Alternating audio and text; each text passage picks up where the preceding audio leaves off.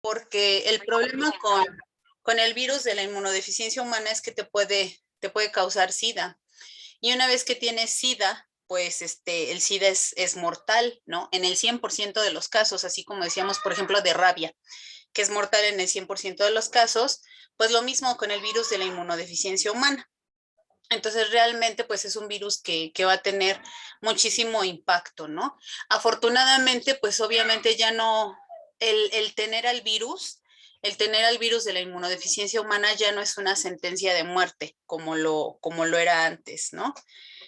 Pero pues definitivamente, pues sí es un virus que te cambia la vida porque pues es una infección que actualmente ya es crónica y pues que realmente puede ser bastante conflictiva, ¿no?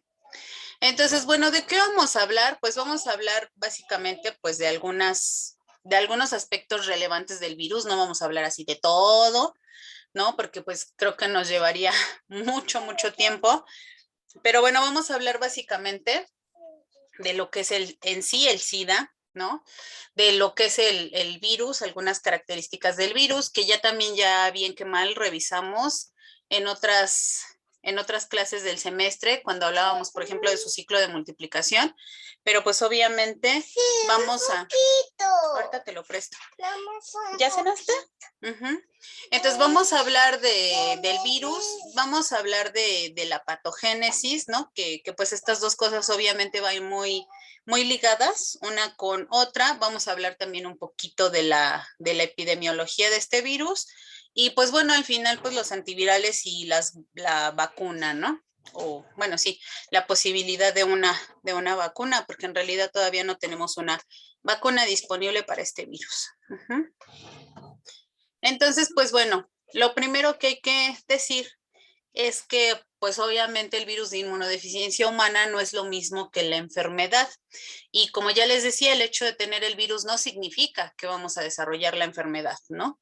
Y la enfermedad que este virus va a producir, pues es el síndrome de inmunodeficiencia adquirida. Este síndrome de inmunodeficiencia adquirida, pues como su nombre lo dice, en realidad no es una enfermedad, sino como un conjunto de sintomatologías, un conjunto de cosas bueno, eso se le llama síndrome, ¿no?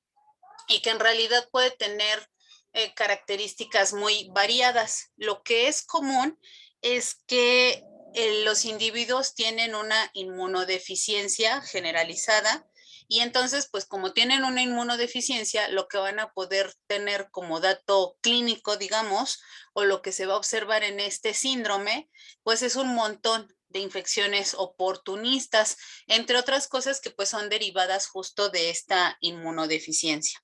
¿Hasta acá vamos bien? Sí, creo que sí. Sí, Yo Sí, espero que esto profesora, les todo vaya cool. sí, pareciendo maestra. interesante y que no se me duerman. Ay, sí. Entonces, bueno, ¿cuáles son los principales síntomas ya de lo que es en sí el síndrome de inmunodeficiencia adquirida? Pues ustedes pueden ver ahí en esta imagen que en realidad hay un montón de síntomas, pues como les decía, muy diversos, ¿no? Si hablamos de cuestiones neurológicas, puede haber encefalitis, meningitis, causada por lo que ustedes gusten y manden, ¿eh? Por un montón de agentes etiológicos. Puede haber también alguna retinitis, ¿no? Si hablamos de los ojos específicamente. Si hablamos de infecciones en los pulmones, podemos tener neumocistis, neumonía, tuberculosis, que bueno, en realidad, pues ustedes saben que la tuberculosis, si bien es primariamente una enfermedad, pues pulmonar, pero en realidad también puede llegar a afectar diferentes órganos, ¿no? Y también podemos llegar a tener tumores en los pulmones. También en la piel podemos llegar a desarrollar tumores, ¿no? Y pues obviamente podemos también tener un montón de signos gastrointestinales. Y gastrointestinal pues incluye desde esofagitis hasta diarrea crónica e incluso también tumores. ¿Por qué esto de los tumores? ¿Por qué será tan común la presencia de tumores o de diferentes tumores, ¿no? En pacientes con SIDA.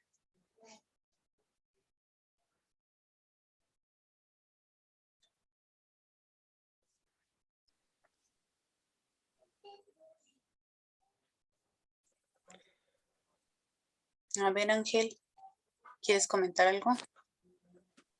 Sí, estaba pensando en que puede ser de que una vez que ya está deteriorado el sistema, bueno, o sea, en general el cuerpo de el paciente o de quien está infectado de SIDA, este, empieza a ver como esos problemas de que las células ya no puedan llevar a cabo sus procesos como de sus ciclos celulares, por así decirlo.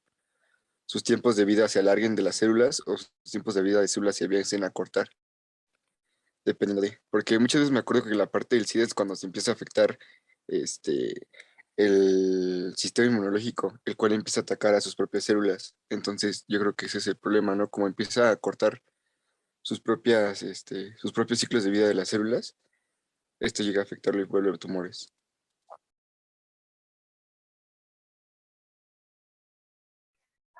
Pues más que nada lo que va a ocurrir es que recuerden que las células cancerosas al transformarse también pueden exhibir toda una serie de cuestiones antigénicas diferentes. Obviamente no es que cambien en realidad sus proteínas o que ahora sean proteínas extrañas, pero son proteínas que a lo mejor normalmente no están en una cierta célula. Muchas veces el sistema inmune eso lo puede detectar y de hecho hay muchas células que pueden ser tumorales o cancerosas o que pueden estar transformadas y que van a ser detectadas por el sistema inmune. Y de esa forma, pues, eliminadas, ¿no? Cuando nosotros realmente ya no tenemos un sistema inmune funcional, pues a lo mejor más que cortar la vida de las células, pues más bien no se está alcanzando a detectar estas células que están siendo transformadas en algún momento dado, ya no decir ni siquiera por una pues por una infección viral que ya vimos, por ejemplo, en el caso de papiloma, hepatitis B, hepatitis C, pues que hay virus que nos producen cáncer, ¿no? O que pueden hacer, mejor dicho, que las células se tornen cancerosas, ¿no? Puede ser incluso células que pues solitas se van transformando.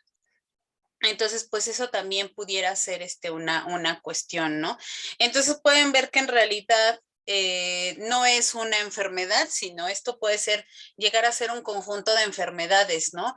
Y entonces puede ser que incluso las personas estén desarrollando, este, pues no sé, cuadros de tuberculosis y al mismo tiempo cuadros neurológicos, puedan tener meningitis o se la pasen con diarrea crónica y también estén desarrollando tumores en la piel. Entonces realmente pues sí es una enfermedad bastante, o bueno, un síndrome bastante complicado, ¿no? Bastante complejo.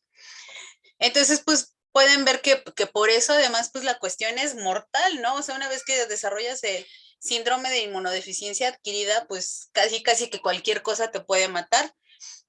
Incluso puede ser que tengas infecciones por estos llamados parásitos oportunistas, que incluso pueden ser parásitos o microorganismos que nosotros tenemos en nuestra misma microbiota y que pues al ya no tener un control del sistema inmune, pues simplemente van a infectar o van a establecer una infección pues bastante más grave, ¿no? De lo que normalmente lo harían.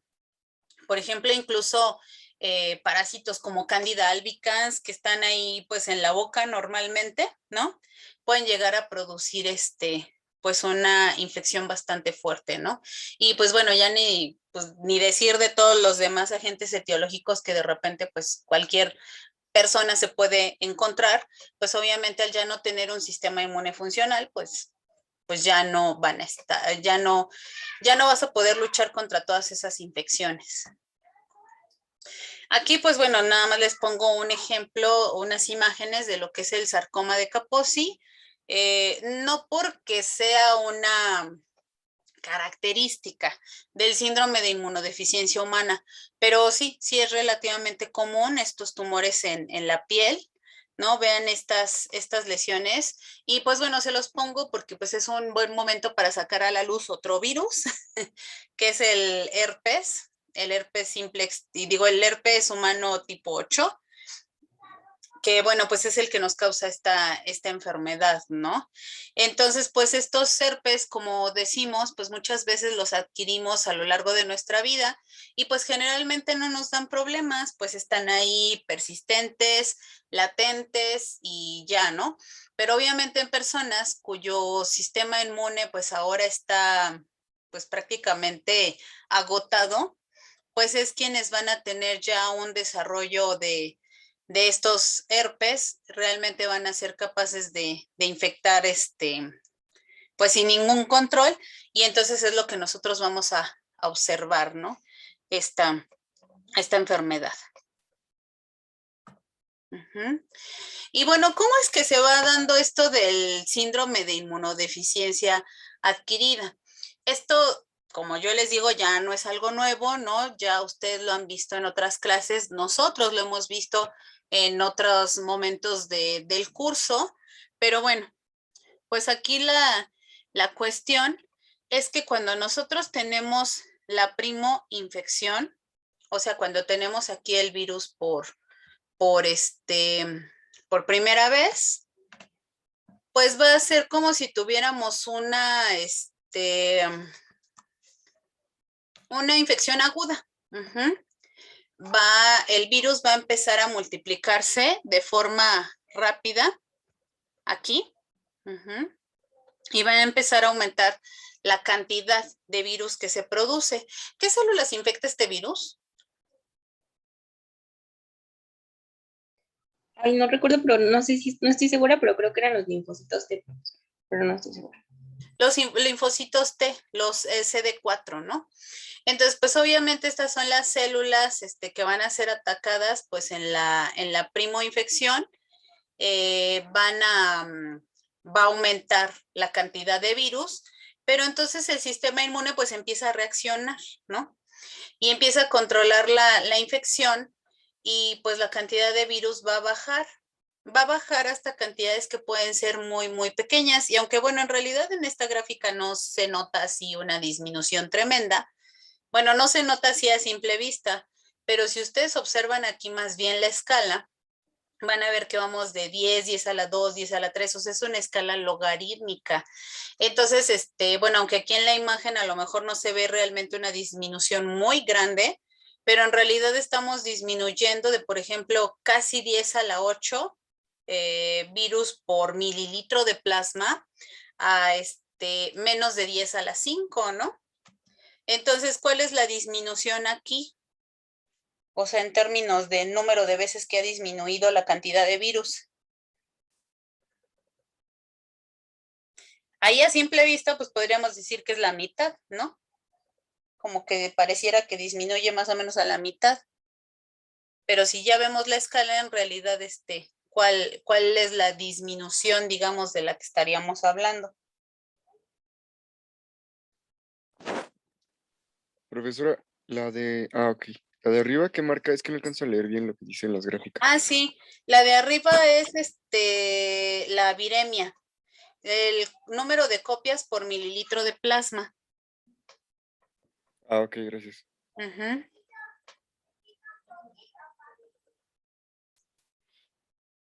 Entonces, si aquí ustedes ven, pues en realidad estamos disminuyendo, o sea, el pico máximo anda por alrededor de 10 a las 7 y 10 a las 8, 10 a las 8 partículas virales. ¿Esas cuántas partículas son? 10 a las 7, ¿cuántas son? Más, bueno, 100.000 millones, ¿no? Si no me equivoco, porque 10 a las 6 son millones. Ajá, sí, exacto. Ahora entonces, ¿cuántas son, por ejemplo, 10 a la 4 o 10 a la 5? 10 a la 4. Creo que son 10.000. Y 10 a las 10,000 5 son 100.000. exactamente. 10,000, 100,000. Entonces, aunque aquí aparentemente en esta gráfica uno podría decir, ay, pues realmente no está bajando tanto, pero sí, la infección está casi eliminándose. O sea, el hecho de que te baje 4 logaritmos, o sea, son 10,000 veces menos virus. O sea, o sea, el sistema inmune acá está haciendo un trabajo pues tremendo, ¿no? Pero el problema aquí es que la infección no va a desaparecer, ¿no? Y entonces siempre se va a mantener ahí en cantidades muy bajas, de nuevo, ¿no? Que aquí la gráfica no aparenta ser tan bajo, pero son cantidades relativamente bajas del virus, hasta que pues llega el momento en que el sistema inmune ya no lo puede controlar y entonces este virus empieza a multiplicar y vean que otra vez pues vuelve a alcanzar pues cantidades de producción de progenie viral pues bastante elevadas, ¿no?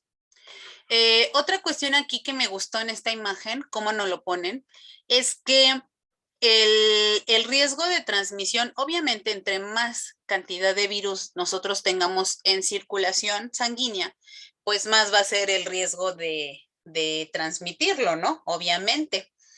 Entonces, pero vean, en realidad, durante toda la vida del individuo, porque aquí, bueno, te ponen que esta infección lenta, de nuevo, aunque aquí pareciera que no es tanto, pero aquí vean que la escala va más o menos en 10 años, ¿no? Aquí están, digamos, alargadas 4 a 8 semanas, pero después en realidad la escala va en años. Entonces, pues bueno, aquí durante todo este periodo, el individuo puede estar, pues pasando al virus, ¿no? Puede estar transmitiéndolo. Uh-huh. Y pues bueno, obviamente cuando ya también tiene la enfermedad, el síndrome, pues entonces ahí también la transmisión pues puede ser bastante importante, ¿no?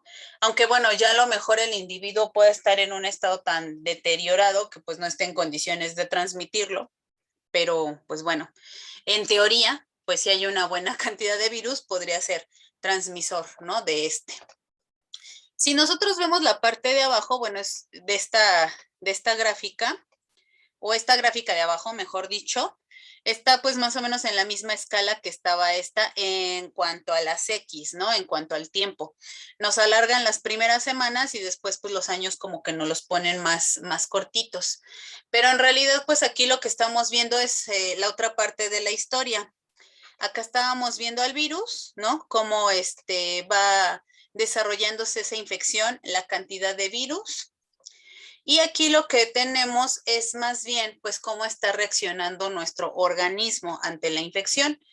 Y algunas cosas importantes son que al momento de que estas células, los CD4, se ven infectados, pues obviamente van a disminuir en una muy buena cantidad, pues, su número de células, ¿no? Pasamos a tener, pues, más o menos 600, a tener, pues, incluso menos de la mitad, ¿no? Aquí, por ejemplo, 300, 200, más o menos son los niveles de células T que estamos teniendo aquí en la infección, aguda, o sea, o al momento de la primoinfección. Uh-huh. Entonces, pues sí, obviamente, en ese momento, pues estas células van a disminuir, pero conforme, pues, esta infección está aumentando, esta cantidad de virus están produciendo, pues también está reaccionando el cuerpo, ¿no? Y entonces se van a empezar a producir anticuerpos contra el virus. Uh-huh. Y estos anticuerpos, vean que se empiezan a producir aquí en las primeras semanas, obviamente van a contribuir a que esta infección se controle y pues después se van a mantener, ¿no? En un cierto nivel. Y también por este lado vamos a tener una gráfica donde nos hablan de las células T citotóxicas. Estas células, pues obviamente conforme aparece la infección, pues estas también van a aparecer. Recuerden que son parte de la respuesta adaptativa secundaria. Y entonces pues van a aparecer y estas células van a estar siempre en una buena cantidad. Y de hecho es la inmunidad celular la que prácticamente va a estar controlando, ¿no? la infección por este virus. Pero pues va a llegar un momento en que ni los anticuerpos ni las células CD citotóxicas van a llegar a controlar la infección. Y entonces, pues estas células CD4 van a, bueno, que siempre obviamente si hay virus, pues están siendo infectadas, ¿no? Pero vean que, por ejemplo, aquí se recuperó hasta cierta medida, pues la cantidad de CD4.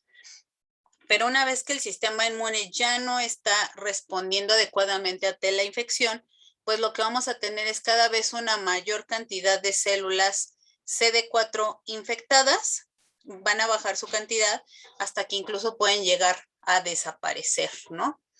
Entonces, pues esa es realmente la principal razón por la cual tenemos la inmunodeficiencia, porque pues ya no tenemos células CD4, ¿no? Recuerden que estas células son principalmente estas células cooperadoras, ¿no? Que son las que justamente van a hacer ese puente entre las células dendríticas, todas las células presentadoras de antígeno y y pues las células que ya van a ser efectoras, ¿no? De la respuesta inmune secundaria, tanto de lo humoral como de la celular. Entonces, si nosotros aquí, ay, me muevo aquí un poquito, si nosotros aquí ya tenemos niveles de células CD4 que ya no son suficientes para, pues, reaccionar, digamos, ante la infección, pues entonces obviamente pues ya no vamos a tener un sistema inmune funcional. ¿Hasta acá vamos bien? ¿Sí se entendió esta gráfica? Que es fundamental. Uh-huh. Entonces, bueno, pues una cuestión importante pues es que muchas veces sí hay una cierta sintomatología en el momento de la infección aguda por el virus de inmunodeficiencia humana. Uh-huh. O sea, en esta partecita, ¿no? De la gráfica, en donde tenemos una buena producción pues de virus y también tenemos una disminución de la CD4. ¿Qué es lo que pasa ahí? Nosotros podemos llegar a tener inflamación en los ganglios linfáticos porque pues obviamente se están ahí pues produciendo la infección de estas células. Podemos llegar a tener fiebre, la cual en realidad es común a prácticamente todas las infecciones virales, ¿no? En mayor o menor medida. Podemos llegar a tener sarpullido, dolores musculares, escalofrío, fatiga, úlceras en la boca, porque pues de nuevo, ¿no? Si nos están bajando las defensas, aunque sea en esas poquitas semanas o en esos primeros días, pues sí pueden llegar a aparecer úlceras en la boca, pues por la acción de todos estos agentes, ¿no? Patógenos que podemos llegar a tener ahí oportunistas. Puede haber también sudores nocturnos. Uh-huh. Pero en realidad, si ustedes se fijan o si ustedes si lo analizamos así, lo vemos fríamente, pues ninguno de estos síntomas son como característicos de la infección. Cuando hablábamos, por ejemplo, de dengue, de zika, de chikungunya, ¿están de acuerdo que muchas de esas enfermedades incluso tenían síntomas parecidos a estos, ¿no? Fatiga, dolores musculares, sarpullido, fiebre, ¿no? Muchas veces dices, bueno, pues tengo sudores nocturnos pues, por la misma fiebre, cosas así. O incluso, ¿no? Lo podrías llegar a confundir con un resfriado. Uh-huh. Entonces, pues realmente esa puede ser una cuestión también ahí importante, que muchas veces pues no te vas a percatar que estás teniendo una infección por este virus, ¿no? Porque pues realmente los efectos de la primoinfección no son muy, muy notorios, a menos que pues de repente tú estés plenamente consciente de que tuviste alguna relación de riesgo y a lo mejor a las 2 semanas tienes este tipo de manifestaciones clínicas, pues a lo mejor sí te pueda dar una idea de que a lo mejor pudiera ser una infección por este virus, pero pues la verdad es que yo creo que a no ser ese el caso, pues realmente no hay un signo, no hay una sintomatología característica, ¿no? Que te diga, hey, mira, aguas porque puede ser el virus de inmunodeficiencia humana. Uh-huh. Y entonces, bueno, vamos a hablar ya un poquito más del virus, que ahí le estoy tapando el nombre, el virus de la inmunodeficiencia humana. Y pues bueno, este virus ya lo sabemos, ¿no? Ya lo hemos visto, como les decía en la clase de multiplicación viral, le dedicamos 2 horotas para ver este ciclo. Pero bueno, nada más me hago aquí un ladito para dejarlos ver y bueno, que recuerden que tenemos 2 formas, la inmadura y la madura. Y la que va a ser infectiva va a ser la madura, que es después del corte o los cortes por la proteasa, ¿se acuerdan? Entonces, este es un virus que es envuelto.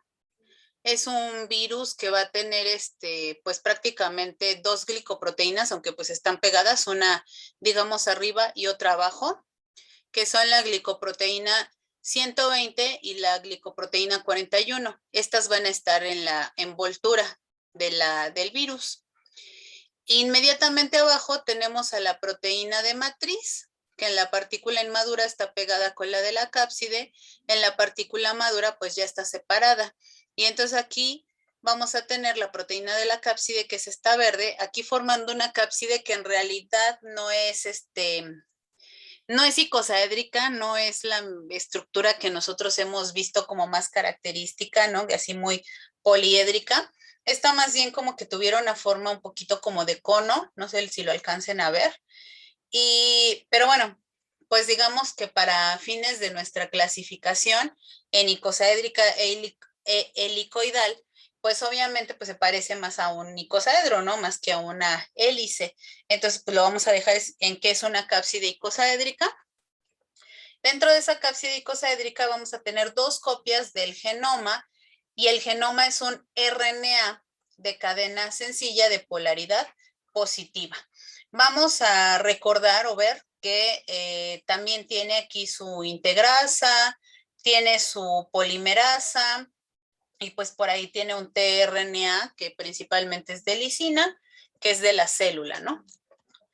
Entonces, bueno, aquí nada más una foto de lo que sería la partícula inmadura y la partícula madura, entonces para que vean que incluso al microscopio electrónico se pueden diferenciar perfectamente. Y pues aquí un acercamiento de lo que sería esta cápside, ¿no? Que les digo que no es así como que ni completamente icosaédrica, pero en realidad tampoco es helicoidal. Entonces, pues bueno, aquí está la forma de la cápside.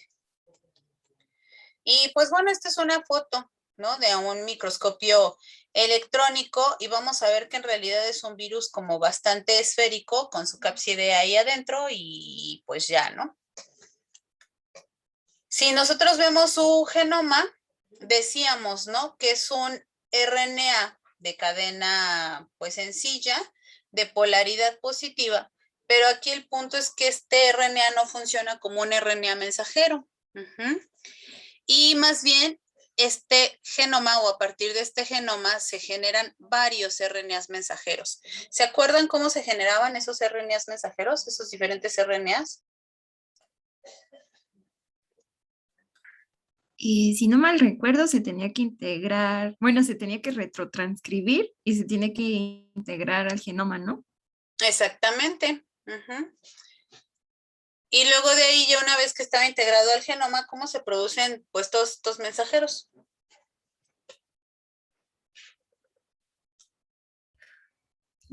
Pues cuando se generan los mensajeros del genoma, ahí van los mensajeros del virus. Exactamente, una vez que nosotros tenemos aquí el virus ya integrado al genoma, pues simplemente la célula lo toma como si fuera su genoma o parte de su genoma y pues va a empezar a sintetizar los mensajeros. Pero acuérdense que en realidad pues de cada gen pues casi que nos sale un solo mensajero, ¿no? Entonces pues aquí cómo resuelve el virus o la célula el hacer varios mensajeros de un solo gen, pues por splicing alternativo. Y entonces, por ejemplo, aquí, pues la proteína, la de matriz y la polimerasa y esas, pues van a ser sintetizadas por un solo mensajero, que en realidad corresponde a lo que sería el genoma del virus. Este genomic RNA y este que está acá arriba, pues en realidad son lo mismo. Después, por ejemplo, para sintetizar esta proteína BIF, se corta toda esta parte, ¿no? Toda esta parte se considera como si fuera un intrón y se corta. Por ejemplo, aquí para TAT, pues se corta toda esta parte hasta aquí de BPR y esta parte también que corresponde a la envoltura. Y así sucesivamente. Entonces se van generando pues diferentes mensajeros una vez que ya el genoma se retrotranscribió. Y pues bueno, del ciclo de multiplicación no vamos a mencionar mucho, solamente que recuerden que una vez que este virus entra, se lleva aquí a cabo la retrotranscripción, como ya bien nos dijo Liz. Ya una vez que se llevó la retrotranscripción, incluso dentro de la partícula, esta cápside, ¿no? Que bueno, ya no va tan íntegra, va un poco aquí como laxa, por eso se las dibujan incluso así como en rayitas. Entra este DNA, ay, perdón, entra este DNA al núcleo, se integra por la acción de la misma integrasa viral y entonces pues ahora sí se van a producir pues todos los RNAs mensajeros, ¿no? Como decíamos, por splicing alternativo y también van a salir los completos, salen aquí, como ya se están produciendo todas las proteínas del virus, pues simplemente se ensambla y pues se madura, ¿no? Incluso se madura fuera de la célula. Entonces, pues bueno, como les decía, esto de la patogénesis en realidad va un poco de la mano con lo que es el virus y pues ya hablamos un poquito en realidad también de la patogénesis, ¿no? De la enfermedad. Pero bueno, aquí nada más algunas cosas que me gustaría hacer hincapié es cómo es que este virus va a evadir la respuesta humoral.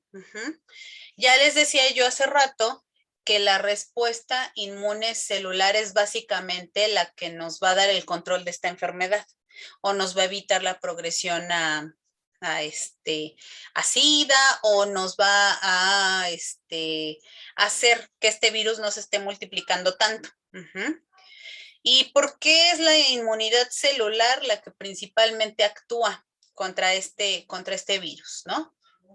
Pues bueno, aquí, por ejemplo, ustedes tienen diferentes fotografías. Bueno, esta en realidad de la A a la C son fotografías al microscopio electrónico y aquí realmente son como esquemas computarizados. Pero, por ejemplo, acá en el caso de influenza, de sarampión, del virus incisional respiratorio, no sé si ustedes alcancen a ver aquí en su membrana que se le ven así como pelitos, ¿no? Como si tuviera cosas ahí. ¿Qué son esos pelitos? Bueno, a mí me da la impresión como que son pelitos, por eso, por eso les digo así. Pues patitas o esas antenitas, no sé cómo le quieran decir. Son las proteínas de membrana, que es la GP120.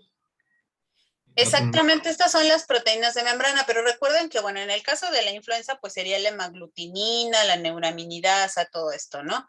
En el caso del virus de sarampión, que es un paramyxovirus, también tiene una hemaglutinina neuraminidasa y tiene la proteína de la fusión. Y así sucesivamente, ¿no? Van a ser diferentes proteínas. Pero vean en el caso del virus de inmunodeficiencia humana, pues más que pelitos, pues yo le veo ahí nada más como que 2 que 3 glicoproteínas, ¿no? Es más, o sea, aquí en esta hasta las podríamos contar y podríamos decir que aquí tiene 1, 2, 3, 4, 5, 6, 7, 8, 9, 10, 11, ¿no? Entonces, pues una de las características pues importantes del virus es que tiene una expresión de sus glicoproteínas realmente baja. Entonces, ¿eso qué ventaja le puede dar en cuanto a ser reconocido por anticuerpos? Si principalmente yo voy a tener anticuerpos que reconocen a GP120, y expreso el virus ahí como 2 que 3 moleculitas de GP120, ¿qué será? ¿Qué podrá pasar? Pues que no es detectado tan fácilmente como otros virus. Exactamente, que no están detectados fácilmente y a lo mejor podríamos decir, ay, pero pues si tiene 11 moléculas, pues nada más necesito 11 anticuerpos pues para bloquearlo, para neutralizarlo, ¿no? Y acá necesito como chorro mil, ¿no? Porque pues tiene un montón de proteínas, ¿no? Pero bueno, pues otra cosa que también se ha visto es que recuerden que los anticuerpos son como una Y. Y entonces cada una de esas patitas pues reconoce al antígeno. Entonces muchas veces también la neutralización no solamente es que justo bloquees este dedito que era el que reconocía al receptor, ¿no? Muchas veces pues simplemente es un taponeamiento también estérico. Si al final, pues, este es el dedito que me va a reconocer pues, al receptor, ¿no? Pero pues tengo un anticuerpo que está unido acá y otro anticuerpo que está unido acá, supónganse que hay otra mano acá, ¿no? Y los está así uniendo, en realidad esta partecita ya queda como tapada, ¿no? Para reconocer a su receptor. En cambio, si está así la cosa tan separada, pues a veces es muy difícil que estos anticuerpos pues justo hagan ese bloqueo, porque a lo mejor si este anticuerpo me va a reconocer esta partecita o esta partecita, pero como no va a haber aquí otra molécula cerca, pues esto me queda así como volando y esta todavía puede llegar a reconocer. No sé si se entienda la idea, ¿no? Porque esta Y no está acá unida a otra cosa y no está taponeando, sino que está así como volando y a lo mejor sí me está reconociendo muy bien acá, pero esta partecita todavía está pues disponible, ¿no? Acá libre para reconocer a su receptor, ¿no? Entonces esa es una cuestión. Y pues además otra cosa es que recuerden, ni los anticuerpos ni los virus andan ahí nadando así como de, ay, a ver dónde me encuentro al virus para neutralizarlo. Pues simplemente son por choques de moléculas. Entonces yo a lo mejor tengo muchos anticuerpos que están chocando pues en esta parte, pero que realmente no están llegando a chocar pues contra el epítopo que tienen que reconocer, ¿no? Entonces, en ese sentido, pues a lo mejor sí el cuerpo puede estar sintetizando un montón de anticuerpos, pero realmente no van a tener la efectividad porque simplemente no tengo suficientes proteínas a las que bloquear, ¿no? Otra cosa que se ha visto, pues es que realmente muchos de esos anticuerpos tampoco son neutralizantes, o sea, se producen un montón de anticuerpos contra el virus, pero muy poquitos tienen la capacidad de neutralizar. ¿Por qué creen que haya muy pocos que tienen la capacidad de neutralizar? Además de que ya dijimos, ¿no? Ten Marcos, que son que pues son pocas proteínas las que están ahí como disponibles.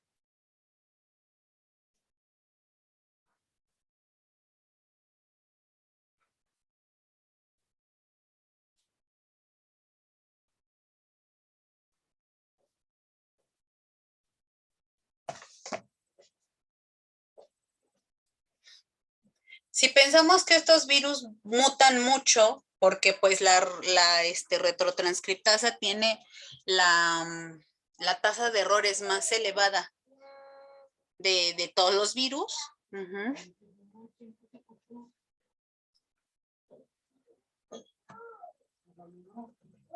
¿Qué puede estar pasando?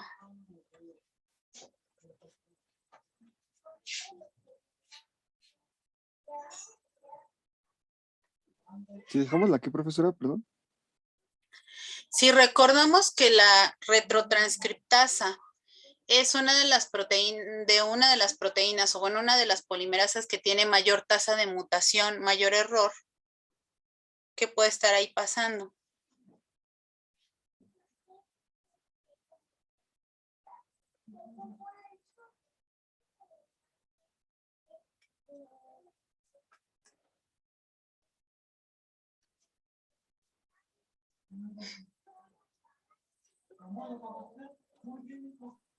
Pues las mutaciones en el genoma no pueden causar que se codifiquen proteínas que no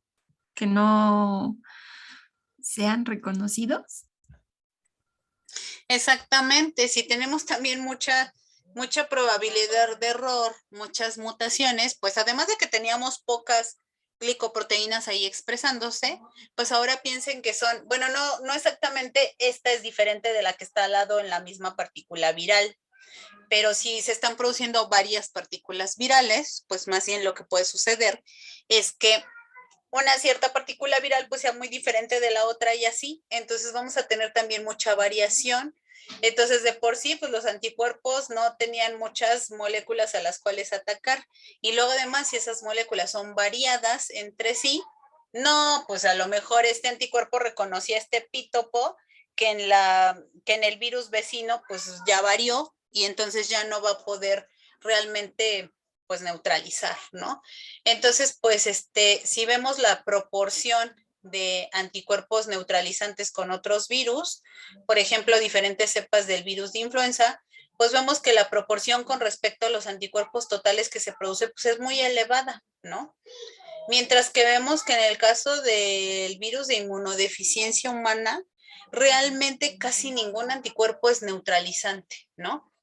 No, pues entonces estamos fritos, ¿no? Porque pues tenemos un virus que está pues variando mucho, que tiene poquitas proteínas ahí expresadas, que no se neutraliza, entonces pues en lo único que vamos a poder a lo mejor confiarnos y pues considerar que pudiera eliminar la infección, pues es la respuesta inmune celular. Ajá.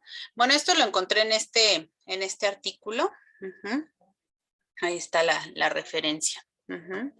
Bueno, otra cuestión muy importante es, si nosotros nos regresamos aquí un poquito al ciclo de multiplicación, ¿qué otra cosa ustedes creen que pueda favorecer que el virus no se pueda eliminar, que sea persistente en el organismo?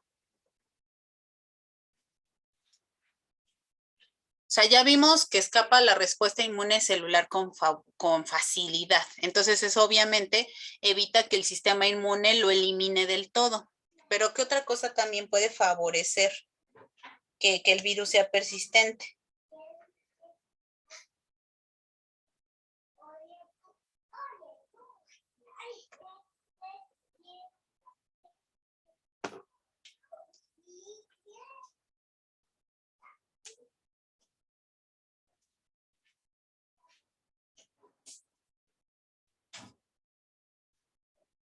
Podría ser que, ay, bueno, no creo, profesora, pero se me está A ocurriendo ver, tú, échalo.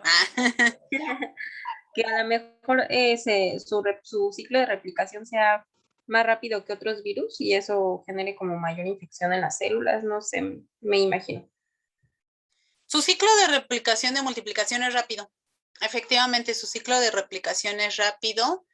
Se ha visto que puede infectar una célula en un día y medio.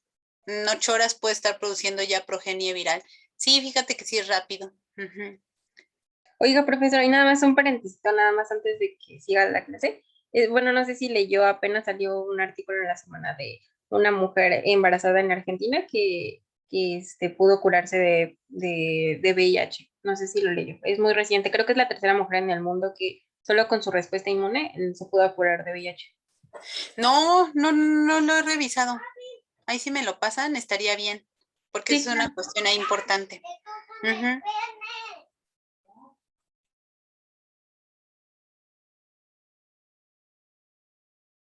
Sí, a ver, entonces, aquí en el ciclo de multiplicación, ¿qué es algo que ustedes creen que pueda favorecer que este virus pues quede ahí persistente? Pues que está en el genoma de la célula, ¿no? Exactamente, el hecho de que se integra el genoma de la célula, eso favorece mucho que este virus ya sea persistente, porque resulta que aquí al integrarse, pues ya no hay forma de que se note que es un DNA viral.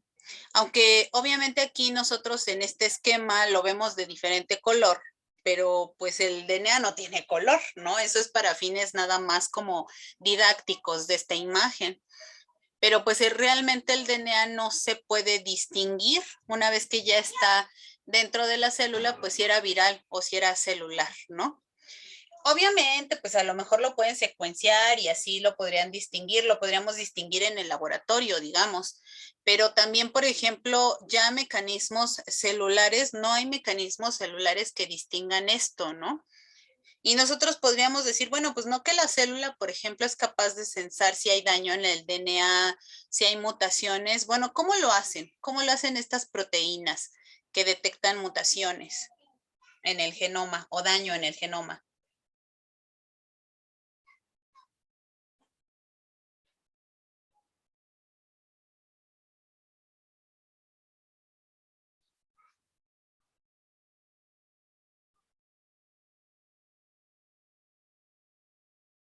¿Y puede repetir? Es que como que se me cortó el internet, por favor. Uh-huh. Sí, que cómo es que las proteínas estas que detectan daños en el genoma, ¿cómo lo hacen? O sea, ¿cómo saben que un genoma tiene una mutación o cómo saben que algo pasa ahí?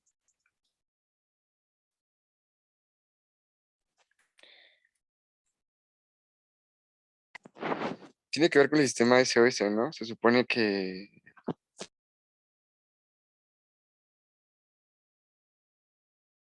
¿Sí voy bien? ¿Sí es por ahí?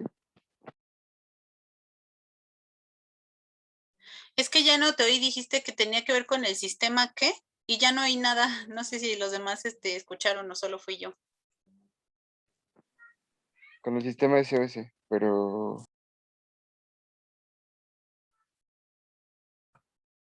¿Y qué hace ese? Ya no me acuerdo.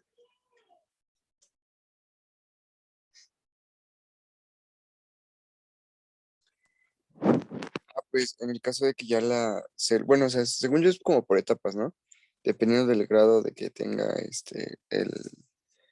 pues, el daño, va a ver lo que se puede hacer, ¿no? O sea, si puede nada más como cortar unas partes o corregirlas, o si no, pues ya cuello. Exactamente, ¿no? Sí, o sea, si solamente hay unas partes ahí mutadas, pues a lo mejor se puede cambiar. Recuerden además que las polimerasas, pues también tienen capacidad correctora y toda esta cuestión, ¿no? También, pues a lo mejor puede ser que pues sea más fácil deletar algunas regiones y ya, ¿no? Pero pues más bien eso sería lo que hacen después de que detectan el daño. Pero en realidad, si nosotros, bueno, digo, pues lo pensamos así como de, bueno, ¿y de veras cómo le hacen? Pues bueno, no es que estas proteínas se sepan la secuencia del genoma y digan, ah, no, mira, aquí tenía que haber una T y ahorita tenemos una A, ¿no? O tenía que haber una G y tenemos una A, sino que realmente lo que estas proteínas van a censar, digamos, es cambios en la estructura del DNA. Ujú. Entonces, imagínense que ustedes tienen aquí una secuencia que es ATG, ¿no? ¿Cuál debería de ser su complementaria? Pues la A tendría que alinearse con T, ¿estamos de acuerdo? La G Sí, debería alinearse con C y la sí. C, pues otra vez con G. Pero ¿qué pasa si a lo mejor está ahora aquí en lugar de tener una T, tiene una G o una Entonces, C? es una transversión o transición, no me acuerdo cómo se llama eso. Ajá, yo tampoco me acuerdo. Pero el punto es que, o sea, si nosotros acá tenemos una adenina, recuerden que esta va a tener un doble, bueno, va a tender a formar dos puentes de hidrógeno, se supone con la timina, ¿no? Y nos queda algo así. ¿Estamos de acuerdo? Esa es la complementariedad de Sí. bases. Pero ahora, ¿qué pasa si yo tengo aquí tres puentes de hidrógeno? Pues están de acuerdo que esto ya no va a embonar como debería, ¿no? Y eso puede hacer una torsión ahí en el DNA. Eso es lo que detectan estas proteínas, o sea, no detectan la secuencia, detectan como estas torsiones. Recuerden que además también, por ejemplo, cuando tenemos mutaciones producidas por luz ultravioleta, en realidad lo que la luz ultravioleta hace es que cuando tenemos una timina y otra timina, no en la cadena complementaria, sino en la misma cadena adyacentes, pues más bien estos puentes de hidrógeno que se tenían que producir así, ahora se producen como hacia abajo, ¿no? Con la otra timina. Eso obviamente también le va a dar una torsión diferente al DNA, pero entonces no vamos a detectar secuencias. Entonces aquí, por mucho que acá ustedes tengan repetidos y secuencias para polimerasas y un montón de cosas que no tienen nada que ver con la secuencia de la célula no se va a dar cuenta que está infectada, que tiene este DNA viral, ¿no? Entonces, pues aquí va a pasar desapercibido. Otras veces es que pues nosotros vemos aquí este ciclo clásico de multiplicación y pareciera que el único camino, una vez que ya tenemos aquí el provirus, acuérdense que se llama provirus cuando ya está integrado al genoma de la célula, pues pareciera que ese provirus el único camino posible que tiene pues es justamente pues que se produzcan los mensajeros por splicing alternativo, pues los diferentes mensajeros y pues que este ciclo avance, pero muchas veces no es así. muchas veces resulta que este provirus pues se insertó en la célula infectada y a lo mejor por alguna razón no es detectado, por ejemplo, por la RNA polimerasa 2, ¿no? Y entonces pues simplemente pues no tiene aquí el factor de transcripción necesario, no sé, algo pasa y entonces no se están produciendo estos mensajeros. Entonces el problema cuando no se producen pues estas proteínas no solamente es que el virus no se replica, sino que recuerden que también el sistema inmune muy probablemente no alcance a ver que esta célula está infectada. Entonces, si esta célula es un linfocito T, testo CD4, que pues normalmente también van a tener ahí una etapa de división, pues entonces incluso donde teníamos una célula infectada ya con ese provirus, se divide y ahora vamos a tener dos células infectadas, ¿no? Y así sucesivamente. Entonces, pues eso también nos puede dar lugar a que células infectadas realmente no se detecten como tal, ¿no? Y entonces en realidad nosotros podamos tener ahí, pues lo que se conoce como una célula reservorio. Y entonces, pues eso le toca ahí a alguien comentarnos qué son las células reservorio o cuáles son células que pueden ser reservorio para esta infección. Bueno, esa parte me tocó a mí. Solo, bueno, es comentado de que, bueno, las células reservorio que leí son los linfocitos TCD4 y también pueden ser los monocitos. Esto, bueno, a lo que entendí fue debido a que estas células, pues, presentan una vida media larga que pueden llegar a ser en el caso de los linfocitos, de 44 semanas y en el caso de los monocitos, de 4 semanas, de 1 a 4 semanas. Y pues eso sería todo.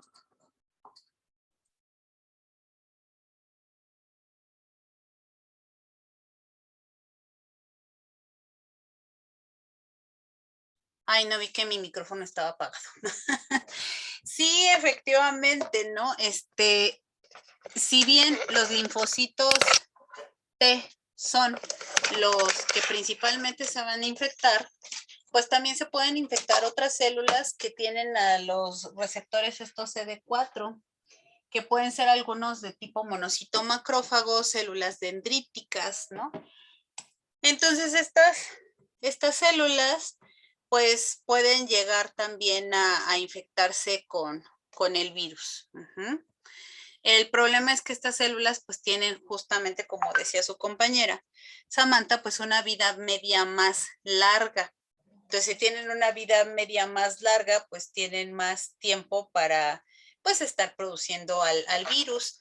Y además otra cosa importante es que así como les decía hace rato, los linfocitos CD4 justo son susceptibles y permisivos para la producción de la progenie viral, pero hay células que no son tan eficientes para multiplicar al virus. ¿Qué quiere decir que no son tan eficientes para multiplicar al virus? Pues justo lo que les decía hace rato, que no necesariamente una vez que el virus integra la célula, se van a producir sus proteínas. Y entonces a nosotros de entrada, pues eso nos podría parecer bueno, ¿no? Porque dices, pues si no están produciendo el virus, pues ya no hay problema, ¿no?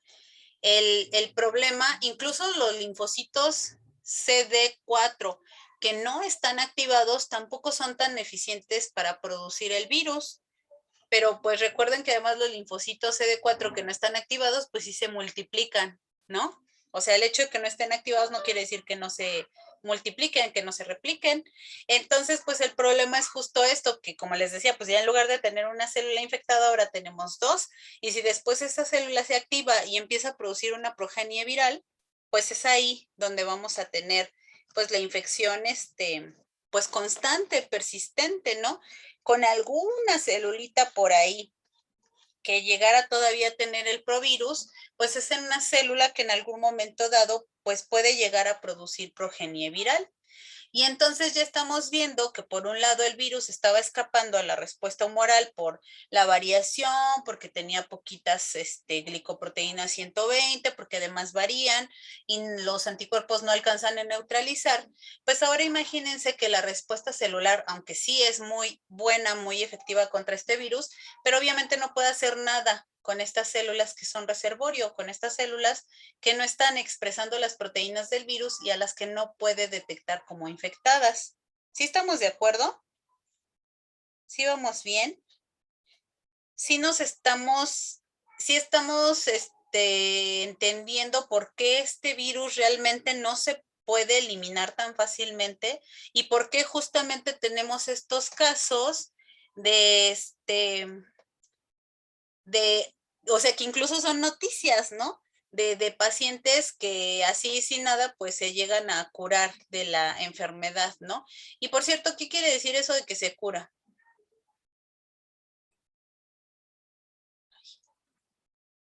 Pues que eliminó al virus de su organismo, se podría decir, profesor. Exactamente, curar no es que no tenga la sintomatología. Curar es que ya no tiene la presencia del virus. Y entonces, pues justamente, si todavía tenemos estas células que son reservorio, pues realmente podemos tener ese problema, ¿no? Que nunca lo curemos. Ay, ahora aquí, ¿por qué no puedo? No puedo entrar, quién sabe qué hice. No soy suscriptor, déjame ver lo de abajo. Que como que tiene aquí muchos anuncios. Y pues esta es la noticia que justo nos acaba de mandar su compañera. Ay, ¿qué dice aquí? Salir. Ay, creo que me sacó de la noticia. Bueno. Sí, ¿no? Justamente pues tenemos aquí el punto que para decir que que pues la mujer o una persona se curó, pues se tiene que eliminar o ya no tiene que haber ningún rastro del cuerpo. Ha habido casos de pacientes famosos, ¿no? Que aparentemente ya están curados y después se muestra que no estaban curados, simplemente tenían una cantidad de virus que no se había detectado, ¿no? Entonces, pues por eso también de repente es muy difícil decir que algún paciente ya se curó. Pues creo que no puedo ver la noticia, pero bueno, ya no la dejó ahí su compañera. Y pues voy a buscar más información al respecto, porque pues obviamente siempre es importante seguir estos casos, no por cosa de chisme, ¿no? Sino porque pues obviamente estos casos pues nos pueden dar alguna luz de cómo otros casos pues podrían también curarse, ¿no? Y pues bueno, decíamos que en realidad, o bueno, yo les decía al inicio de la clase que pues esta enfermedad antes era pues ya sinónimo de muerte, ¿no? Pues te daba el síndrome te daba la infección por el virus de inmunodeficiencia y pues te ibas a morir, ¿no? Te iba a dar invariablemente el síndrome de inmunodeficiencia humana y y pues eso era lo que te iba a matar, ¿no? Afortunadamente, pues ya no es así, ¿no? Vamos a hablar un poquito de la epidemiología y de la historia de la enfermedad. Para esto, yo espero que a lo mejor por ahí podamos tener ay, otra vez no le borré esta cosa. Que por ahí podamos tener la oportunidad de hacer como una sesión de cine donde veamos esta película, porque es una película bastante buena, no solamente desde el punto de vista pues del cine, porque pues sí es una buena película, las actuaciones son buenas, tiene buenos actores, no sé, varias cosas, pero además también como documental es bastante bueno, es bastante acertado en la cuestión científica, en la cuestión epidemiológica, ¿no? Cómo se fueron haciendo varios pues estudios, primero para detectar pues al virus. Entonces, pues yo espero que en algún momento la podamos ver. La película se llama And the Band Play On. Y pues bueno, nos habla básicamente de la historia del inicio de la epidemia en Estados Unidos, y pues nos va haciendo un seguimiento más o menos de los casos a lo largo del tiempo, ¿no? Aquí como les pone este investigador, pues llevaba la cuenta, ¿no? La cuenta epidemiológica de cuántos casos iba y cómo se iba distribuyendo, incluso en diferentes estados de Estados Unidos. Incluso pues nos hablan, ¿no? Cómo identificaron al caso cero, o sea que fue, digamos, el primer paciente que por lo menos en teoría llevó al virus a ese país. Y cómo también descubrieron que fue por transmisión sexual. Entonces, pues les digo, es una película bastante buena. E incluso también nos habla de pues lo que fue la controversia entre Galo y Luc Montagnier, ¿no? Para que también, perdón por, no sé francés, ¿no? Entonces no sé qué si se diga así bien, Luc Montagnier o como se diga. Le voy a preguntar a una amiga que sí es muy buena para eso del francés, ¿no? Y pues bueno, es importante acá mencionar pues esto de la controversia, porque pues por ahí hubo una cuestión, ¿no? Que se pensaba inicialmente que Robert Gallo, que ya tenía mucho tiempo estudiando toda una familia de retrovirus, pues descubrió el virus y después pues se descubrió que no, que realmente fue Luc Montagnier y François Barré-Sinoussi, también no sé si lo estoy diciendo bien, espero que por lo menos no lo esté yo diciendo tan mal, ¿no? Que fueron estos dos investigadores franceses que pues estaban trabajando en conjunto quienes realmente descubrieron al virus, ¿no? Y pues bueno, entonces se considera que actualmente hay 38 millones de personas con el virus de inmunodeficiencia en el mundo. Entonces, pues de entrada, pues decíamos, si bien no es la enfermedad de transmisión sexual más importante, pero pues 38 millones de personas no son cualquier cosa, ¿no?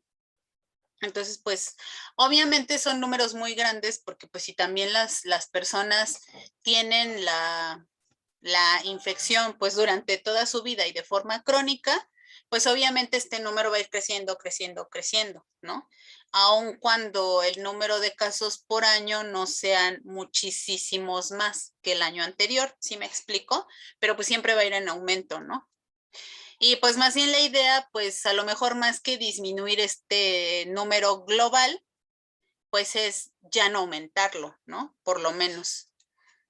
Y pues bueno, vamos a ver que en México, aquí si ustedes descargan en la página de la Dirección General de Epidemiología, si ustedes descargan el boletín semanal epidemiológico, ¿no? Está por enfermedades, especialmente por algunas enfermedades de interés, como es el caso del virus de inmunodeficiencia humana. Se tienen contabilizados desde 1983, que fue el primer caso detectado en México, hasta la semana 28 de este año, se tienen contabilizados 322,987 casos. Entonces, pues aquí incluso lo pueden ver desglosado por año. No es el objetivo de esta clase, pues, hablar de todos los años, pero bueno, pues sí que vean más o menos cuáles son pues los números de casos, ¿no? Que se han estado manejando, que ha habido años en los que pues obviamente se han diagnosticado un mayor número de casos. Afortunadamente también la tendencia va a la baja, pero pues lo ideal sería ya no tener casos nuevos, ¿no? También obviamente hace distribución de los casos por estado y pues hace un desglose como más amplio de estos números de casos. A mí nada más lo que me pareció interesante pues para comentarles hoy es que la mayor proporción de personas afectadas son hombres. Si bien decíamos que, por ejemplo, en el caso del papiloma, pues las principales afectadas son las mujeres, no porque a lo mejor se infecten mucho más, pero porque más bien ellas tienden pues a desarrollar la mayor parte de efectos más, pues desagradables, digamos, que serían pues justo el cáncer cérvico uterino, más graves. Pues bueno, acá pues sí, ¿no? Más bien sí hay una mayor tendencia a que los hombres sean más afectados, sean los más infectados, o sea, el 81% pues es la mayoría avasalladora, ¿no? Entonces, bueno, en nuestro país pues son 362,672 casos en hombres. Y esto es, bueno, se cree que tiene relación, ¿no? Pues obviamente con las prácticas sexuales. Es más fácil que hombres que tienen sexo con hombres pues se infecten también con este virus, ¿no?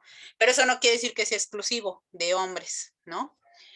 Eh, Obviamente, pues también las mujeres son afectadas, aunque en una mucho menor proporción, 18,67%, y pues son 60,315 casos, que de todos modos no es una cuestión pues despreciable, no es cualquier cosa, pero bueno, pues son menos mujeres que hombres, ¿no? Los afectados en este caso.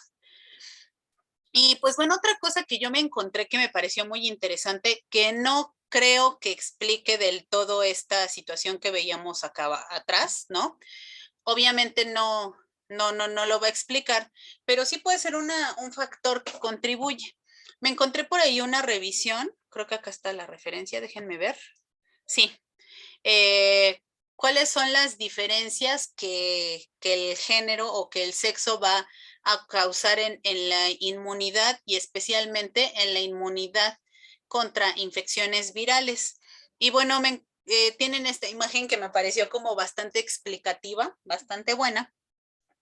Lo que mencionan ellos es que, pues bueno, obviamente nuestro sexo está definido pues por la cuestión genética, ¿no?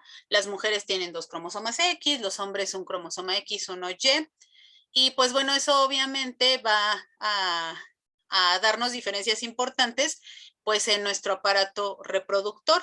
Este aparato reproductor pues también tiene que ver con la producción de un montón de hormonas, ¿no? Que principalmente en el caso de las mujeres son estrógenos y progesterona, y en el caso de los hombres son los andrógenos, ¿no? Que son, pues bueno, la testosterona y la dehidrotestosterona.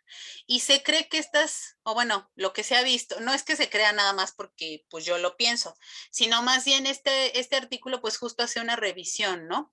Y se ha visto que los estrógenos y la progesterona van a aumentar la actividad de células como macrófagos, células dendríticas, células T, células B, neutrófilos y las natural killer, o sea, las células que están participando principalmente en la inmunidad celular. Mientras que la testosterona y la dehidrotestosterona, que pues obviamente son las que abundan de preferencia en los hombres, pues más bien disminuyen la actividad de estas células, ¿no? Y entonces se ha visto que, pues en el caso de las mujeres, el que el virus se elimine bueno, no el virus de inmunodeficiencia humana, me refiero en general a que los virus se eliminen mediante una, pues, inmunidad celular, es más frecuente que en los hombres. En los hombres más bien se ve que realmente se favorece que la respuesta celular no sea tan efectiva y que en este caso pues la persistencia viral sea mayor. Entonces a lo mejor estos números no solamente tienen que ver, digo, ahorita sí yo estoy especulando, ¿no? Que no solamente estos números tan elevados en hombres pues tengan que ver solamente pues con prácticas sexuales, sino que a lo mejor también tienen alguna cuestión, algún componente intrínseco, ¿no? Del género masculino. Y a lo mejor no solamente esta infección. Si ustedes, por ejemplo, ahorita checan las estadísticas de la COVID, pues también se van a dar cuenta que los casos más graves generalmente son en hombres. De nuevo, con esto no queremos decir que las mujeres pues no les dé, ¿no? Pero generalmente pues sí los casos más graves son en hombres. Entonces pues a lo mejor también tenga que ver con este tipo de cosas, ¿no? ¿Hasta acá vamos bien? Ya nos falta poquito para que ya se vayan a dormir. Entonces, bueno, pues ahora vamos a hablar de, pues justo los antivirales. Ya decíamos que pues antes esto de tener el virus de la inmunodeficiencia humana, pues era casi una sentencia de muerte. Ya no lo es gracias justamente al desarrollo de antivirales. Y entonces por ahí a alguien le toca hablar de este tipo de cosas. ¿Cuáles son los antivirales que tenemos disponibles contra este virus?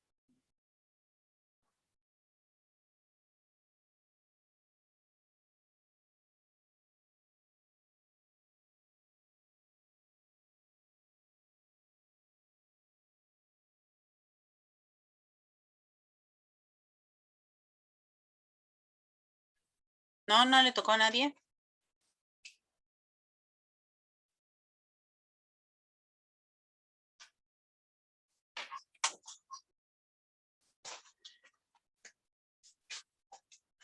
Pues bueno, a diferencia de otros virus, para los que decíamos, ay, es que no tenemos un antiviral adecuado, no tenemos pues algo así más claro, ¿no?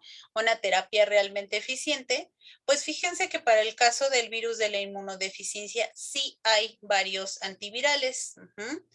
Y pues bueno, como pues más bien la idea era que ustedes lo dijeran, pues ya no traje una tabla como del mecanismo de acción de todos estos antivirales, ¿no? Pero bueno, me quiero regresar aquí un poquito al ciclo de multiplicación, porque pues a diferencia de otros virus, sí hay algunas cuestiones que podríamos usar, digamos, específicas contra el virus.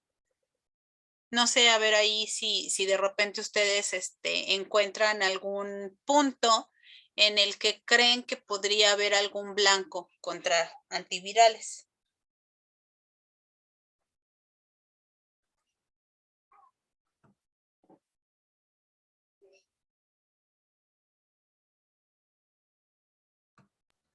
¿Puede evitarse la inserción del genoma viral al genoma de la célula? Podría evitarse, sí, justo aquí, actuar en este punto. ¿Por qué? ¿Por qué podría evitarse esto? ¿Qué es lo que ocasiona que el virus se integre al genoma de la célula? Pues que si no se integra, las posibilidades de sintetizar las proteínas necesarias para el virus es muy baja. Ujú. Sí, pero bueno, más bien la pregunta es, ¿quién hace esa integración? O sea, ¿quién podemos atacar directamente para que no se integre?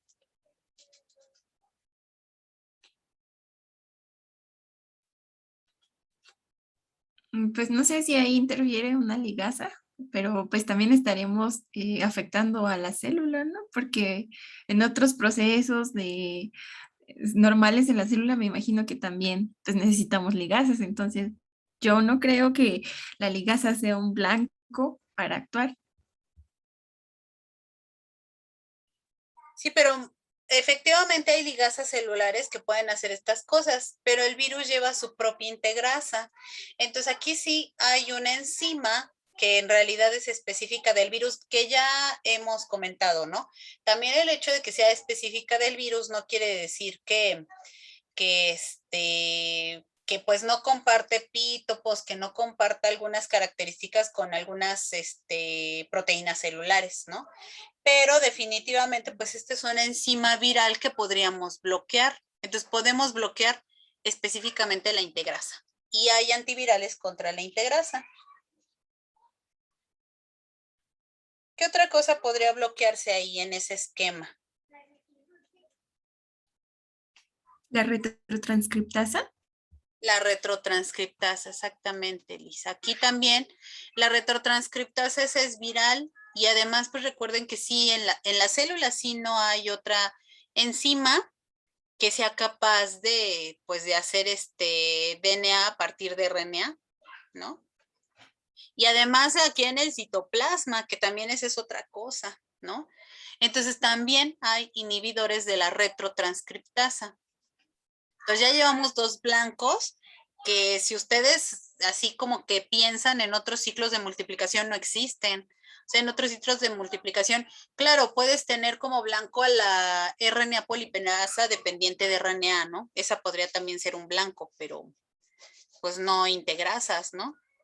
Otro blanco que ustedes vean ahí.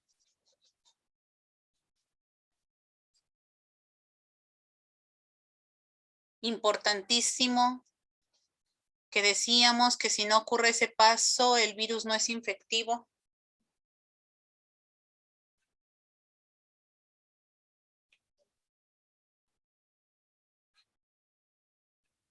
¿Tiene que ver con la maduración del virus?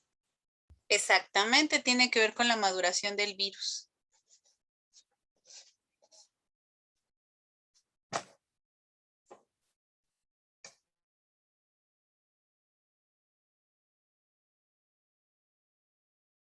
¿Quién hacía la maduración del virus? ¿Quién hacía este paso? Déjenme ver si lo tengo acá cerquita. Este paso de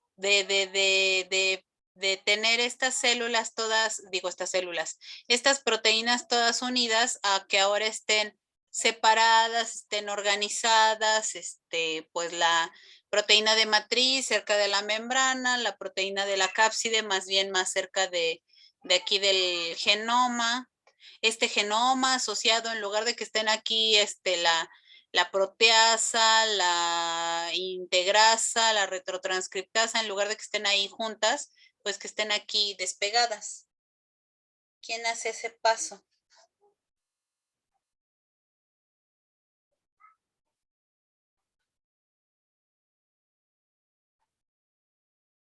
¿Se acuerdan?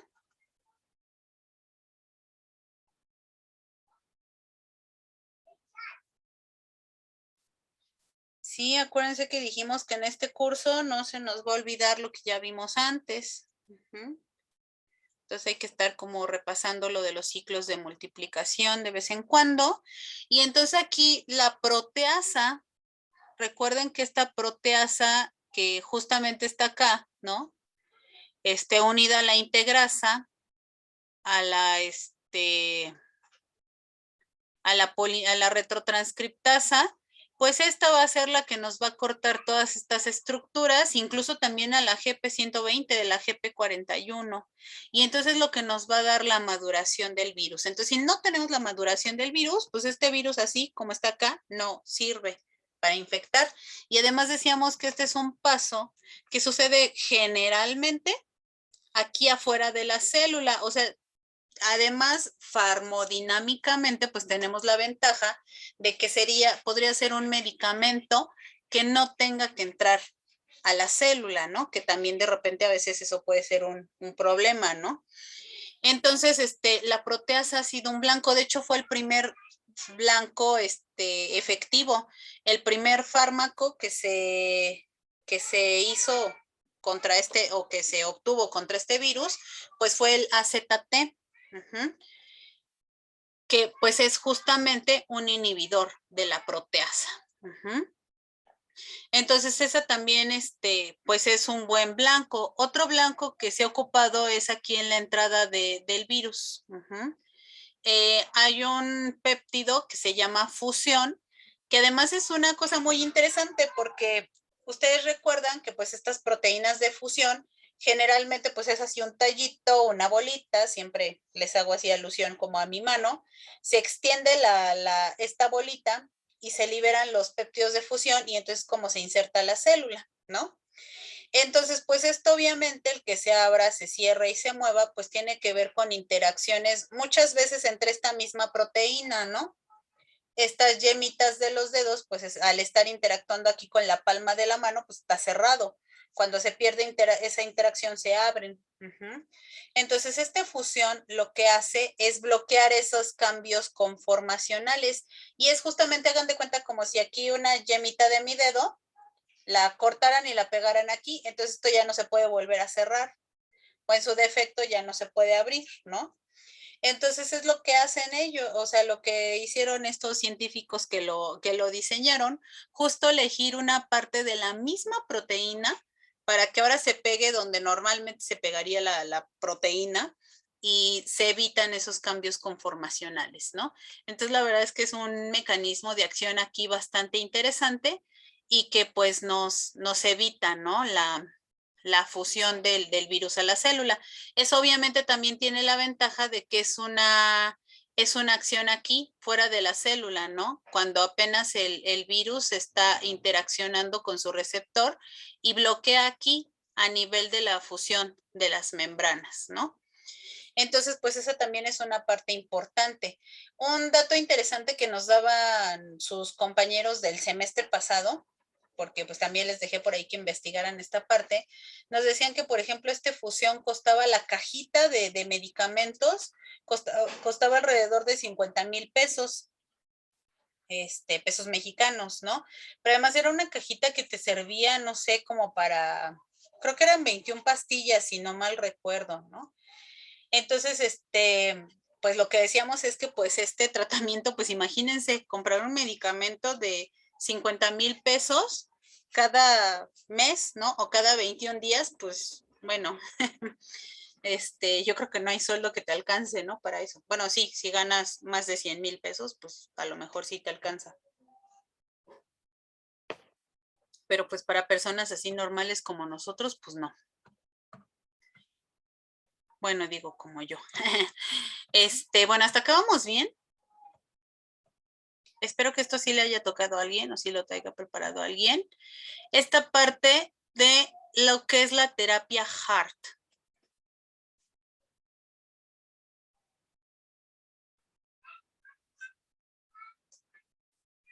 Si no, ¿quién sabe? Creo que le tocaba a Omar, profesora, pero pues ya no viene. Pues ya no viene. Bueno, pues me toca entonces. Entonces, bueno, esto de la terapia HART, ¿qué significa HART? Significa Highly Active Antiretroviral Therapy. También disculpen mi inglés, tampoco es así como el mejor, ¿no? Suena mucho Spanglish, pero bueno, ¿qué quiere decir esto? Pues más bien es una terapia antirretroviral altamente activa. ¿Y qué quiere decir que es una terapia altamente activa? Pues que en realidad en lugar de darte un solo antiviral, te van a dar varios. O sea, la idea es como atacar al virus por varios blancos. Y entonces hay diferentes páginas, ¿no? La OMS, por ejemplo, pues te da algunas recomendaciones de cómo puedes hacer esa terapia antiviral altamente efectiva. Incluso acá, por ejemplo, te ponen algunos regímenes que pueden ser utilizados para adultos, para adolescentes, para niños entre 3 y 10 años, o para niños incluso de menos de 3 años. Que por cierto, ¿cómo creen ustedes que se infectan estos niños, como estos pequeñines de menos de 3 años o de 3 a 10 años? Por su mamá. Exactamente, por la transmisión materna, ¿no? Entonces, pues desgraciadamente, aunque los números obviamente son más bajos, ¿no? Pero desgraciadamente, pues también hay muchos niños que tienen este virus, ¿no? Entonces, pues bueno, aquí lo que ustedes pueden ver es que pues te dan así como sugerencias de cómo mezclar los diferentes antivirales, ¿no? Por ejemplo, aquí puedes mezclar, digo, no me sé las abreviaturas de todos, pero puedes mezclar, por ejemplo, lo preferido es TDF con 3TC y EFB, aunque también pueden ser algunos regímenes alternativos, como por ejemplo el AZT, que les digo que fue el primer antiviral, ¿no? Con el Enfurtivide, que es EFB, ¿no? Que es en realidad el fusión, era este péptido que yo les decía. Aquí la idea es que, por ejemplo, tengas un fármaco, el AZT va contra la proteasa, y por ejemplo Enfurvitide o fusión, ese va contra la fusión del virus, ¿no? Y si no mal recuerdo, 3TC va contra la proteasa. Entonces, pues esa es la idea, ¿no? Que como que mezcles diferentes, pues antivirales que vayan contra diferentes blancos. ¿Por qué creen que se tenga que hacer esto? O sea, ¿por qué darnos 2 o 3? Bueno, en realidad, si ustedes se dan cuenta, casi todos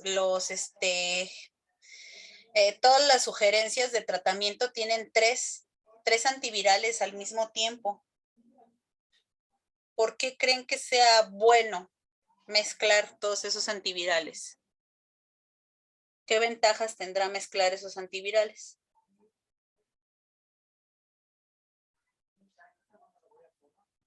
Evitar la infección de diversas maneras.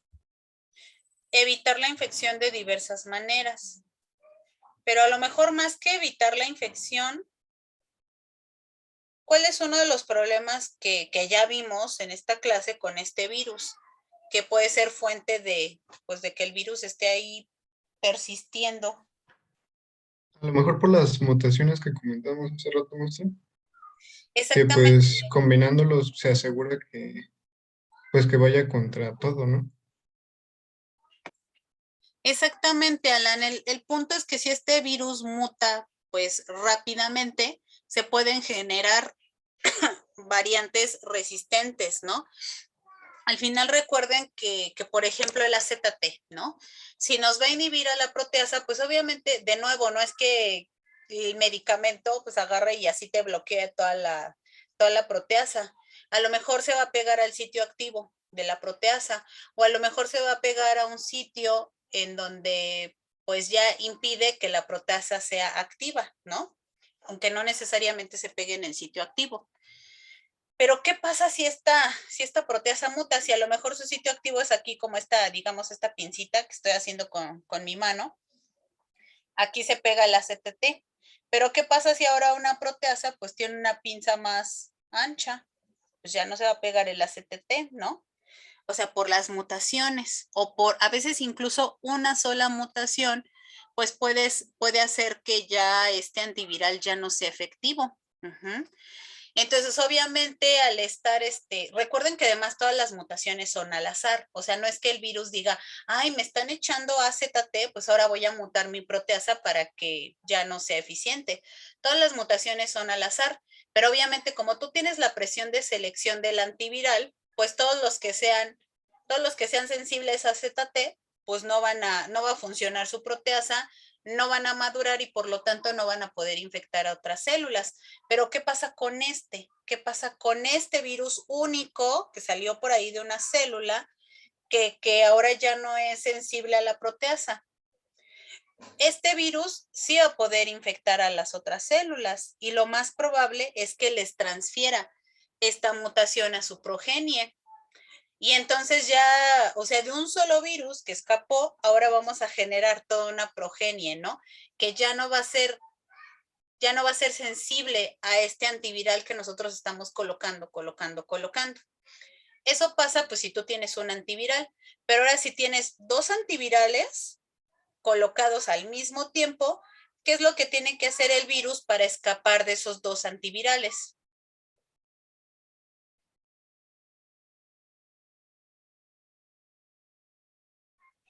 ¿Volver a mutar?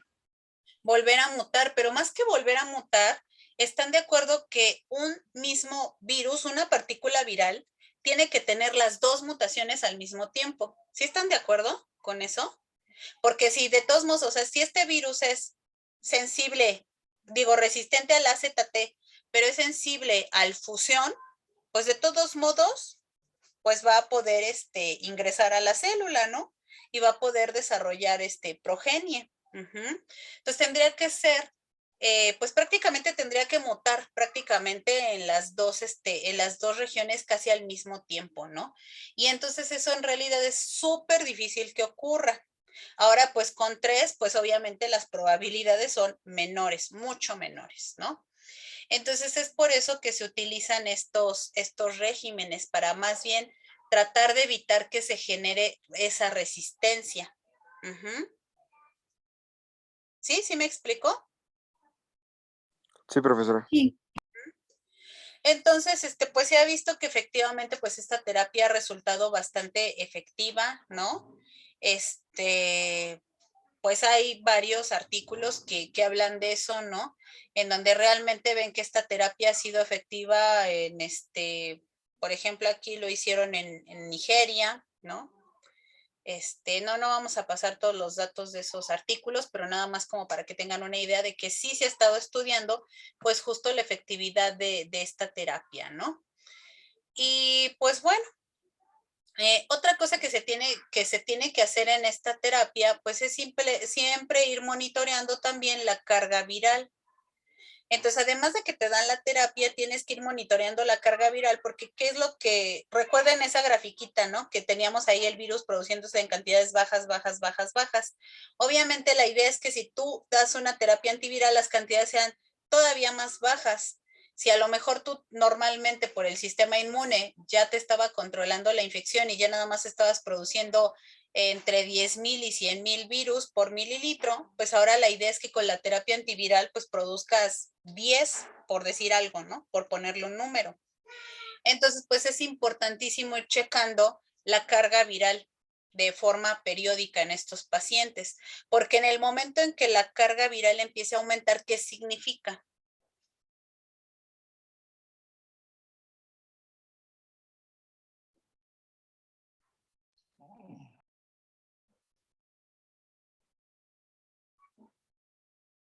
Que el virus está mutando. Que el virus está mutando, que ya desarrolló resistencia contra los antivirales que tú le estás poniendo y es momento de cambiarlos, ¿no? Entonces, pues bueno, esa es la cuestión. Ajá. ¿Cuál es la posibilidad de curar al virus? ¿Sí le tocaba a alguien? Que era justo un poco de lo que ahorita hablábamos, ¿no? De estos pacientes, que pues aparentemente se curan o que se curan.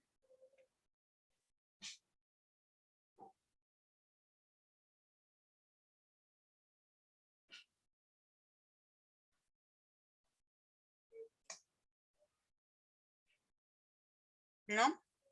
No, profesora, nada más tiene hasta lo de Hart.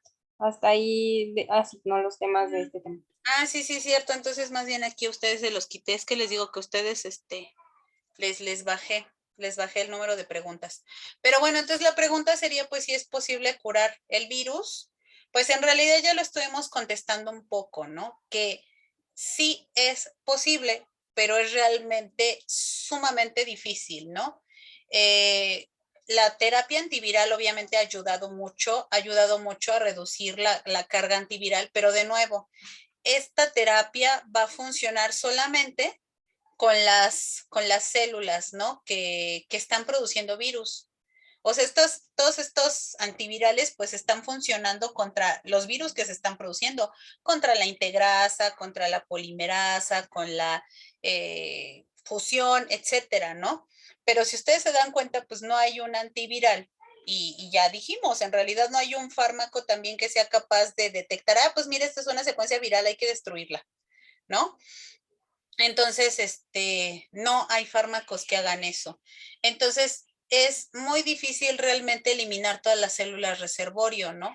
Aun cuando tú estés eliminando casi por completo o tal vez incluso por completo la carga viral, pues puedes llegar a tener por ahí alguna célula que en algún momento dado te pueda otra vez empezar a producir virus. O sea, como les digo, con una célula por ahí que esté infectada, vamos a tener siempre la posibilidad, ¿no? De que el virus otra vez empiece a multiplicar. Entonces, pues estos casos pues realmente son contados de personas que se han logrado curar pues del virus, ¿no? Y pues muchas veces muchas terapias utilizan cosas así como muy raras. Por ahí me encontré un artículo una vez, no se los puse porque pues según era para que lo investigaran ustedes, ¿no?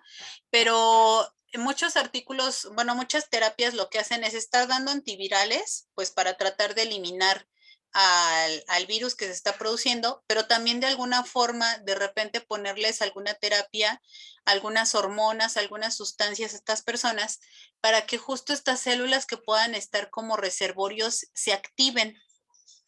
Y entonces después de eso les vuelven a dar una terapia antiviral como más fuerte. Y así van haciendo como diferentes ciclos, ¿no? De terapia antiviral, le bajan a la terapia antiviral y le ponen estas hormonas como para activar estas células de la respuesta inmune, estos monocitos, estos linfocitos CD4 que no están activados, que pudieran ahora activarse y entonces empezar a producir el virus y de esa forma que el sistema inmune cheque, ¿no? Que vea, mira, esta célula está infectada y eliminarlas. Y así sucesivamente. Se ha visto que este tipo de terapias pues tienen una cierta efectividad, pero pues realmente todavía no hay una terapia que a ciencia cierta nos diga, esta tiene altas posibilidades, ¿no? De pues de eliminar al virus. Y sobre las vacunas, ¿eso sí le tocó a alguien o no? Tampoco.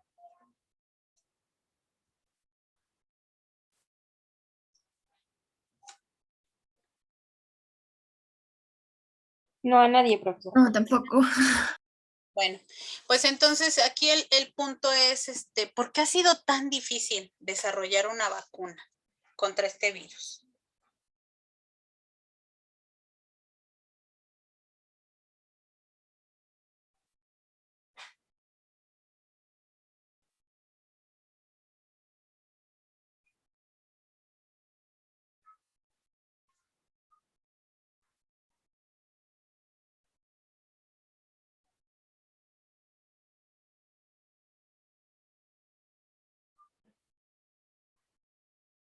Pues yo considero que porque es demasiado infectivo y, o sea, realmente el ponerlo en una vacuna pues implica un riesgo pues bastante grande y aparte considero que sus proteínas y sí, básicamente sus proteínas pues también pueden ser como un riesgo al no poder neutralizarse con absolutamente nada, entonces no sé, supongo que por eso. Sí, fíjate que sí, casi tienes mucha razón. El decir, pues vamos a hacer, porque acuérdense que además, bueno, tal vez no lo hemos visto, no sé si ustedes ya lo han visto en el laboratorio, seguramente lo han visto en inmunología o lo han visto en otras materias, no en micro general, ¿no? Tal vez no efectivamente enfocado contra virus, pero bueno, nosotros también lo hemos hablado así un poco de forma más somera, pero pues en realidad hay diferentes tipos de vacunas, ¿no? Las vacunas principalmente están las que son inactivadas, o sea que tenemos al virus muerto ya sin capacidad infectiva, y otras donde tenemos pues al virus atenuado, en donde todavía va a tener la capacidad de multiplicarse. Y bueno, ya vimos, por ejemplo, también en el caso del papiloma, que podemos tener vacunas recombinantes, ¿no? Que solamente son algunas proteínas del virus.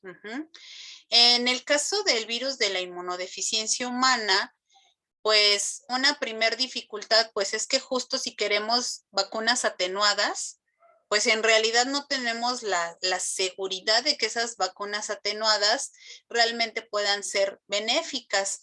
A lo mejor le estamos metiendo un virus atenuado que más bien lo que va a hacer es integrarse preferentemente a la célula y entonces después más bien desarrollarnos a largo plazo, incluso la vacuna nos podría llegar a llegar a dar justamente la enfermedad, ¿no? Entonces, esa podría ser ahí una cuestión bastante importante, ¿no? Que realmente atenuar a este virus, pues ha sido muy difícil. Uh-huh. Exactamente, ese es en el caso de ese tipo de vacunas.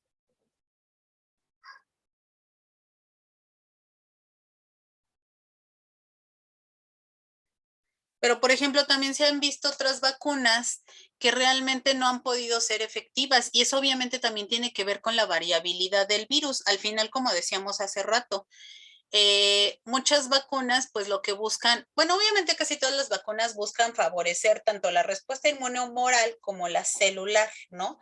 Porque pues obviamente las dos son importantes en el caso de los virus. Si ya vimos que además para este virus, pues lo más importante es la inmunidad celular, pues tampoco tiene caso utilizar vacunas recombinantes que principalmente lo que promueven es la respuesta humoral. Ya vimos que la respuesta humoral realmente no va a ser efectiva contra este virus, ¿no? Entonces, pues esa también es otra cuestión, ¿no? Que hay muchas vacunas que pues se han desarrollado y que a la hora de la hora han probado no ser funcionales, ¿no? Entonces me encontré este artículo que pues apenas fue publicado este año, en el 2021, pero bueno, pues es más bien una revisión, ¿no? De las vacunas que se han desarrollado hasta el momento. Hay vacunas que son, por ejemplo, con vectores virales, o sea, que son adenovirus, que por ahí tienen algunos genes, por ejemplo, de la cápside, de la glicoproteína del virus, ¿no? Pues tratando de justo tratar de hacer una respuesta celular, pero al final, por ejemplo, está AIDS-Vax, ¿no? Llegó a la fase 3 de estudio con 2.500 participantes entre 1999 y el 2003 y al final, pues bueno, lo que se trataba era que pues se produjeran anticuerpos contra la glicoproteína 120 y al final demostró ser no eficiente. Bueno, por ejemplo, esta otra que también es un adenovirus, ¿no? Que está expresando las proteínas GAG, BOL y NEF, también demostró no ser efectiva, ¿no? En 3,000 participantes. Aquí, por ejemplo, esta vacuna de DNA, ¿no? Con también las proteínas GAG, POL y NEF, pues lo mismo, ¿no? Realmente no demostró ser efectiva. De hecho, parece que aumenta las infecciones, que aumentaron el número de infecciones en el grupo vacunado, ¿no? Entonces, imagínate, incluso pudiéramos estar hablando de que hay vacunas que incluso podrían favorecer la infección, ¿no?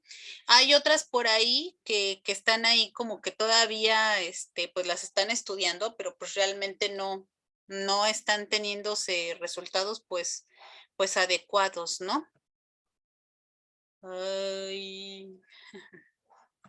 Bueno, las vacunas o la vacuna, porque hay una vacuna que ahorita está en fase 3 que está pareciendo ser como la más prometedora, pues esta vacuna también es un vector viral, se llama RB144, está siendo, o bueno, fue probada en 16,402 personas, pero el problema es que solamente tiene un 30% de protección. O sea, de todos modos es incluso un volado, pues te sale mejor, ¿no? O sea, pues si echas un volado de 50 y 50, ¿no? Incluso esto pues está peor porque dices, no, pues ni siquiera tengo la mitad de probabilidades de protección, ¿no? Esto es evaluado a 42 meses, si lo evalúan en 12 meses se ve que sí hay un 60% de protección, pero entonces eso significaría que te tendrías que estar poniendo a lo mejor la vacuna cada año y de todos modos ni siquiera tendrías una buena protección, o sea, el 60% es, como les digo, casi un volado, ¿no? Entonces realmente no, no hemos tenido avances, ¿no? En cuanto al desarrollo de una vacuna contra este virus. Entonces, pues no sé, creo que eso es todo por bueno, todo lo que yo les tengo preparado. No sé si ustedes tengan dudas, comentarios, si no se durmieron. No, maestra, todo bien, estaba interesante. No nos dormimos. Ah, Pues, bueno, menos, Aquí andamos todavía. Todo bien, menos. profesora. Bueno, pues entonces, pues eso creo que es todo por hoy, por esta clase.